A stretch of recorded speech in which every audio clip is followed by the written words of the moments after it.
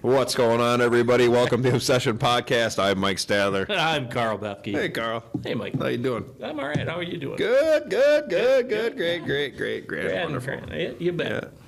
It is the Marine Corps birthday today, just in case you're wondering. Is it? November 10th. Yeah, buddy. So I tell you, hoorah. Hoorah. Semper Fi, all my brothers out there. But anyway, so I had a question come in from Cory. Okay. Asked me, he's like, what are core and fringe bedding areas? He's like, I don't understand what they are. You mean a bedding area is not a bedding area, right? Yeah. And I said, I don't know. No, I didn't say that. I have no opinion. So you want to know what core and fringe bedding areas are? Okay. Well, I think that's easier said than done, but... Well, that's easy to say. Well, you can do it based off of male and female, too, buck and doe. Yep.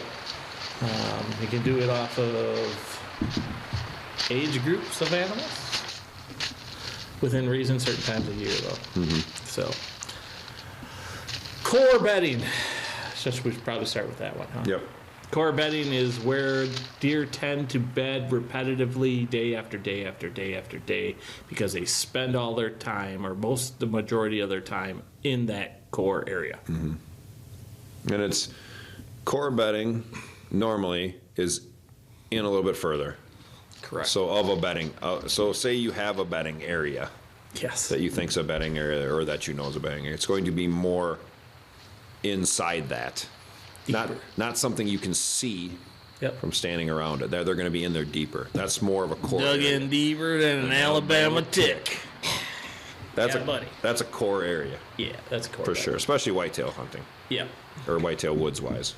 And then obviously fringe hunting is the outer edges of that bedding area. You know, a lot of people say bedding area. Even Mike and I, when we're talking about bedding area, we're talking about the general location of the bedding area, not a buck's core bedding spot. Right. Just in general. In general. Yeah. Yeah. Because obviously, like you said, those spots are different. Yeah. Core, you can look at it this way. Core bedding is sacred ground, and you should never, ever be there. Fringe bedding is the killable places. Yeah, that's where that's when we say we get into the bedding. Yeah. That's where we're at. We're on the fringe of the bedding. Yeah. We're never gonna. No, you can't hunt that. Well, people do it. Yeah. But you really can't hunt that. If you get in there, you better make it happen then. That hunt. Yeah, or it's over. Yeah, you're done for 2 weeks. The whole area it's going to be over. Yeah. You know, fringe bedding areas we talk about a lot, and a lot of our plots are on just outside of the fringe area of some of the bedding. Not all of them, but some of them are. Yeah, and the majority of that is set up for the does. Yep. And the reason we're doing that is because we want the bucks bedded behind the does. Yep. And this is all part of basically line of movement, but it's also part of, how we lay out properties. And those does are always going to bed closer to the food. To the food. Yes. Yeah. So line of movement and laying out properties based off of how big your property is important. So if you have a 20, it's different than having like Mike's 40 or my 70. So I can set up the depth of cover differently than Mike can here, and it'd be different on Mike's than it would be on a smaller piece of property just due to that distance. So you want to pile the does as close to the food, and then the bucks back further. But remember, during the pre-rut, that core doe bedding is where them bucks are going to want to they're going to move around downwind sides of that. So you're hunting the fringes of that bedding area based off of wind direction for success. Mm-hmm. Yeah. Weird. It is weird. I think fringe bedding is more beneficial to a hunter. Yeah. All the time. It's safer. Yes. First of all, I mean, not always safe. You still got to be smart when you're hunting a fringe bedding area, but it is beneficial because they are on those outside edges skirting on a lot, especially the bucks. The bucks like to skirt that inside edge of that bedding before they come out. Yes. Especially if they come out, if you have a food plot that butts up to that, like I'm just referencing like my bottom, how my big food plot butts up to the bedding, and it's kind of a thinner area, and then it gets really thick. Well, you killed your buck at 23 there. Yep. I mean, in it. And I'll show you guys the footage of it. But he came just out of it. Yeah, he was going to check that food plot, and he was on the edge of the dough bedding. Yep.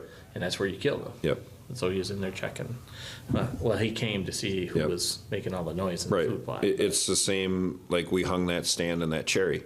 It's your place. Yep. That's on the fringe of that bedding. It's literally, there's a trail, and there's a thick bedding area right there. Yeah. And above us. Well, dude, my buck this year is no different. My buck was cruising the edge, the fringe of that dough bedding, and using that funnel to check the fringe of the dough bedding behind me. Yep. You know, and he's hitting that transition, and then I had to decoy out. We called him up and shot him. Right. You know, no different than the 8-pointer I missed. It was the same scenario. Same scenario. We just didn't make it happen. Right. So, I mean. Yeah, What about hunting them?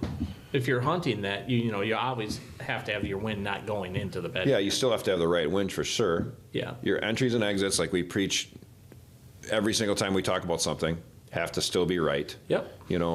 But yeah, they're great areas, and those are the areas. I do it a lot, probably more than Karl does. But like, I will bounce those areas early. Yes. If I get cold fronts and the stuff, and my wind is right, I'll do it. I've done it. You kill a lot of bucks. I've killed a lot of bucks that way. Yeah. So they are good areas. I mean, and you got to have stands for them.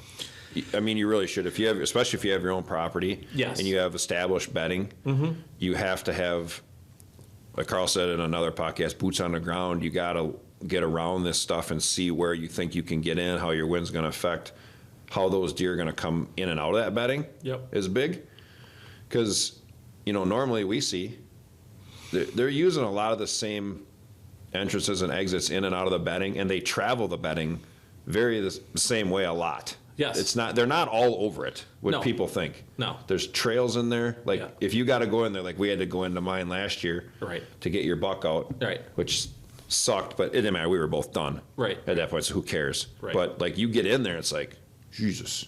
Oh, yeah. Like, if you want to get in your core bedding, do it in the winter. Yeah. In the middle of winter when everybody's done, and you want to walk around, you want to really see what it is in there. Yeah. And instill it in your memory. Yeah. Because don't go in and out there all the time. No. And and I mean, even in the summertime, you guys, we try the only time we go into bedding areas is when we're either enhancing that bedding area. Yep. Or we have a specific reason for something that we need to do in there. Otherwise, we don't go in there. I mean, last year at my place, Mike and I emphasized 1, 2, 3 bedding areas. Yep.